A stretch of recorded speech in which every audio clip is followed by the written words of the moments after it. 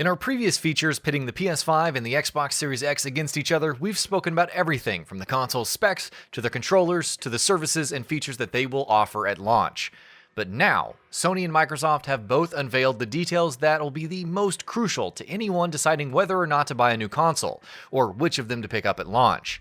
Their prices and the games that will be available on them right off the bat. And here, that's what we'll be focusing on. So without further ado, let's get started. Price.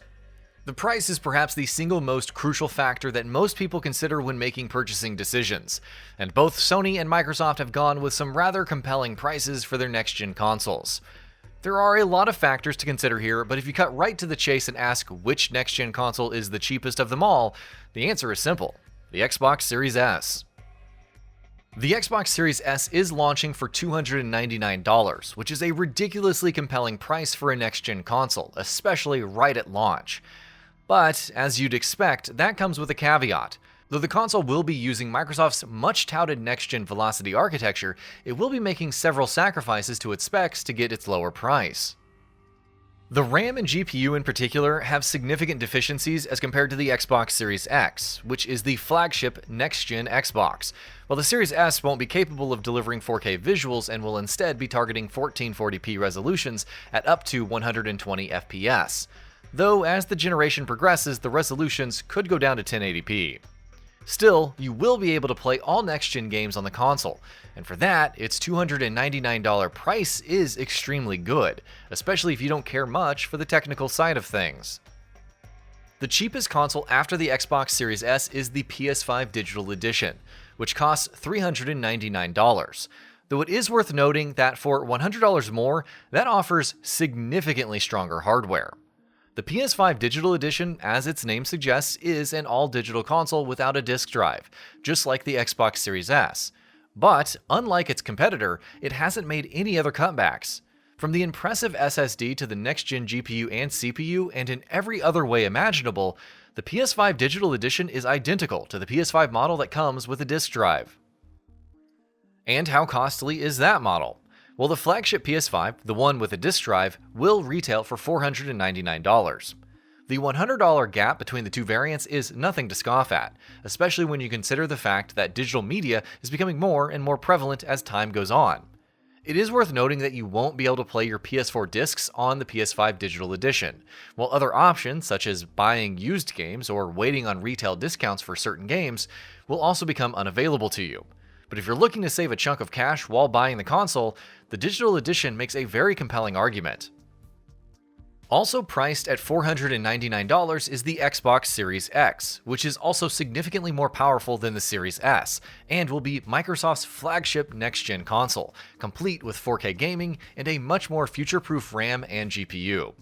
The PS5 Digital Edition is a fierce competitor for the Xbox Series X though, because for $100 less, it is going to offer a console that will be more or less on equal footing in terms of power and hardware. The Digital Edition is essentially providing stiff competition to both the Xbox Series S and the Series X at the same time. Microsoft does, however, have an ace in the hole that might sway a lot of people in Xbox's direction, and that's Xbox All Access, their financing program. For no upfront cost and monthly installments paid over 24 months, Xbox All Access will allow you to purchase either an Xbox Series S or an Xbox Series X, either one bundled with 24 months of Xbox Game Pass Ultimate. For Xbox Series S, those installments are going to be $25 per month, while for the Series X, they will be $35 per month. Xbox All Access will only be available in 12 countries though: the United States, the UK, Australia, Canada, New Zealand, France, Sweden, Poland, South Korea, Finland, Denmark, and Norway. Launch lineup. When it comes to the launch lineup, comparisons between the PS5 and Xbox Series X/Series S are much more boring, because honestly, there isn't an awful lot to talk about. On paper, there's quite a few major games coming to both systems at launch, but the vast majority of them are not only going to be multi-platform releases, but also cross-gen releases that will also be available on the PS4 and Xbox One, which means they're not exactly reasons to go out and buy a new console. So let's get those out of the way first. Assassin's Creed Valhalla, Watch Dogs Legion, Destiny 2 Beyond Light, and Dirt 5 are going to be available on both consoles at launch. Call of Duty Black Ops Cold War is also a PS5 launch title, but the only reason it isn't an Xbox Series X launch title is a pure technicality. The console launches less than half a week before the game. It'll be available on both consoles on the same day. The Xbox Series X is getting Yakuza Like a Dragon at launch, though the PS5 won't be getting it until later in the year. Which is curious because the PS4 and Xbox One will be getting the game in November itself. The PS5 has plenty of first-party launch titles that obviously won't be available on Xbox. Sony has confirmed that Demon's Souls, Marvel's Spider-Man Miles Morales, Sackboy: A Big Adventure, Astro's Playroom, and Destruction All-Stars are all going to be available on the PS5 at launch. There are some caveats to consider here as well, though.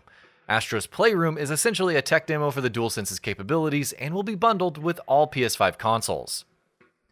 Meanwhile, Spider-Man Miles Morales, Sackboy: A Big Adventure are all launching for the PS4 as well. There's also Godfall, developed by Counterplay Games and published by Gearbox, but that's coming to PC as well. That means that the only flat-out exclusive game the PS5 is launching with that will not be available on any other system whatsoever is Demon's Souls. The Xbox Series X and Series S don't fare much better. Gears Tactics will be getting its console launch on November 10th, but that game has been available on PC since April, and will also be available on Xbox One. The Falconeer is an Xbox Series X launch title, but it's also coming to Xbox One and PC.